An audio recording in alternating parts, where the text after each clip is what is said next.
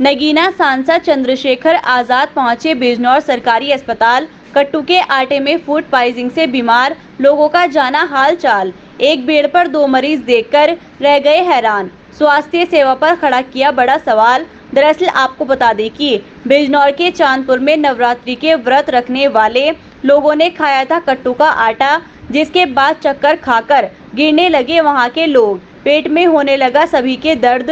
एक साथ 150 लोग हो गए बीमार, जिसे देख उड़ गए होश। सभी को कराया गया अस्पताल में भर्ती। बताया जा रहा है कट्टू के आटे में फूड पॉइजनिंग से बीमार हुए हैं ये सभी लोग, जिनमें बच्चे और महिलाओं की संख्या है अधिक। इसी को देखते हुए सांसद चंद्रशेखर आजाद पहुंचे बिजनौर जिला अस्पताल। मरीज का जाना हालचाल और सुनिए चंद्रशेखर आजाद की जुबानी, उन्होंने इस मामले में क्या बोला।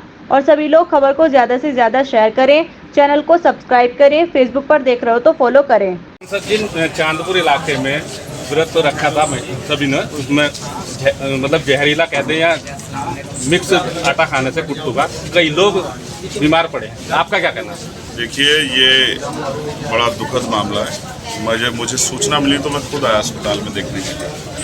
बहुत सारे लोग परेशान हैं और उनकी संख्या 200 से ज़्यादा होगी पूरे अस्पताल में। वही है, हम भी जानते हैं कि अस्पताल में उस तरह की जो है बेड की व्यवस्था नहीं है। बहुत बड़े पैमाने पे एक बेड पे 2-2, 3-3 लोग करके कोशिश कर रहे हैं डॉक्टर कि उनको अच्छा ट्रीटमेंट मिल जाए, लेकिन मैं सिर्फ इस बारे में नहीं सोचा। अभी मेरा ध्यान इस तरफ है कि उनको बेटर ट्रीटमेंट मिले और वो स्वस्थ हो जाए, लेकिन मेरा ध्यान इस तरफ भी है कि इतनी बड़ी घटना जो घटी है ये किसकी लापरवाही की वजह से घटी। इतने बड़े पैमाने पे नवरात्रों का त्यौहार है, बहुत बड़े पैमाने पे लोग कुट्टू के आटे का इस्तेमाल कर सकते हैं। एक बहुत बड़ी घटना हो सकती थी। हमने कई सारी घटनाएं देखी हैं, कई लोगों की जान गई है। तो ये लापरवाही किसकी वजह से हो रही है? वो जगह जहाँ से आटा लेगा उसका जो है उसका भी सैंपल लिया जाए कि ऐसी क्या है।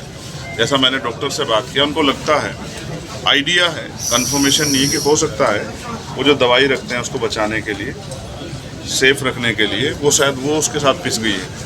तो ये एक बहुत बड़ी लापरवाही है। और इससे पहले इतने बड़े त्यौहार पे, और अगर ये जो है हमारी टीमें अगर जो है फोरेंसिक टीमें जांच नहीं कर रही हैं, ये खाद्य विभाग की लापरवाही मानते हैं? ये बिल्कुल लापरवाही है।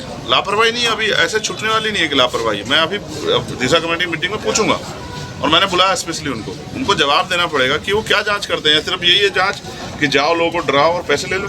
अच्छा सांसद जी, इससे पहले भी कई बार मतलब ये नवरात्र के टाइम पे होता है, इसके बावजूद भी जिला प्रशासन द्वारा इसको लेकर कोई ध्यान नहीं दिया जाता। ये घोर लापरवाही है। पहले मैं नहीं था, लेकिन अब मैं हूँ। अगर किसी को भी परेशानी होगी तो अंतिम व्यक्ति की जिम्मेदारी हमारे साथ है। सारे दिन भगा रहा है। मैं आज यहाँ हूँ और मेरा प्रयास रहेगा किसी गरीब को किसी तरह की परेशानी यहाँ ना हो, चाहे डायलिसिस के पेशेंट हो, चाहे जिनको ब्लड चाहिए उनके हो, या जो लोग भर्ती हैं, तमाम तरह के। और जो असुविधा है यहाँ, अगर मैं बात करूँगा एडमिनिस्ट्रेशन से, अगर मैं उनकी कोई मदद कर सकता हूँ, उनकी कोई ऐसी परेशानी, जैसे एक सबसे बड़ी समस्या आईसीयू नहीं है। अगर डिस्ट्रिक्ट हॉस्पिटल में आईसीयू नहीं है और आईसीयू की जरूरत होगी तो कहाँ जाएगा? मेडिकल कॉलेज बन गया सांसद जी। और मेडिकल कॉलेज बनने के बाद आईसीयू नहीं आया तो आप समझिए ना, फिर प्राइवेट में जाना पड़ेगा, तो गरीब की जेब कटेगी ना। तो चिंता देखो, सक्षम लोग कर सकते हैं, मैं कर लूँगा, लेकिन गरीब कहाँ जाएगा? तो उसको भी तो अच्छा, अगर बीमार होने पे सांसद जी आपने बीमार होने पे उसको भी तो अच्छे इलाज का अधिकार है नहीं, उसके जीवन रक्षा जरूरी है नहीं है। तो ये इंपॉर्टेंट इशू। मुख्यमंत्री जी बहुत कहते हैं, अब जानना ये है कि मुख्यमंत्री जी वहाँ सिर्फ मीडिया को कहते हैं या ज़मीन पर भी कुछ उसका असर होगा। और एक बहुत बड़ी घटना है, 4 दिन से एक बच्ची जिसके साथ जो नाबालिग है 14 साल की, इसने रेप की एफआईआर दर्ज कराई है और हुई एफआईआर, लेकिन 4 दिन से उसका मेडिकल नहीं हुआ है। मैंने एसएचओ से भी बात की है, मैंने डॉक्टर से बात की, इनको पता ही नहीं इतने बड़े विषय का। कौन से थाने का मामला था? ये नेटवर्क थाने का मामला है। मेरे पे हाथ में एफआईआर है। मैं बड़ा चिंतित हूँ कि 72 घंटे के बाद तो सिम्टम्स भी जो है कमजोर पड़ जाते हैं। अच्छा योगी, तो ऐसा लगता है जैसे जानबूझ के एविडेंस को खत्म करने का। योगी जी कहते हैं कि बेटियों के प्रति कोई भी लापरवाही बख्शी नहीं जाएगी, जो छेड़छाड़ के आरोपी हैं या बलात्कारी हैं उनको गोली मार देंगे अगली चौराहे पे। इस पे क्या कहना है? मैं गोली की बात से सहमत नहीं हूँ, लेकिन मैं ये कहता हूँ, मुख्यमंत्री कुछ भी कहते रहे, मुख्यमंत्री के साथ हमारी कुछ नैतिक जिम्मेदारी बैठती है। अगर लोकल एडमिनिस्ट्रेशन नहीं कर रहा तो कुछ हमें भी करना चाहिए। ऐसा नहीं कि मुख्यमंत्री के भरोसे छोड़ दें।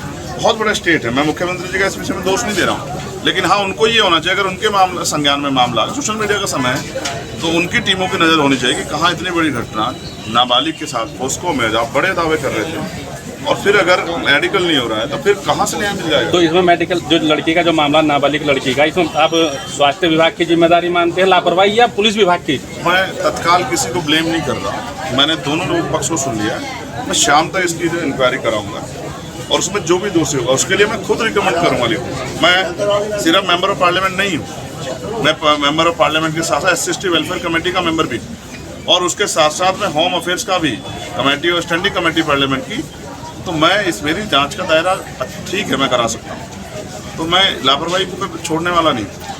मैं गरीबों के लिए, कमजोरों के लिए, किसान मजदूर तमाम तरह से जो जिनको जरूरत है उनके लिए हम लोग खड़े हैं और इसलिए उन्होंने हमें चुना। ऐसा नहीं कि हम दफ्तर में आराम से बैठे वो लोग यहाँ तड़प अस्पताल में, ये नहीं होगा। हम लोग लड़ेंगे उनके लिए।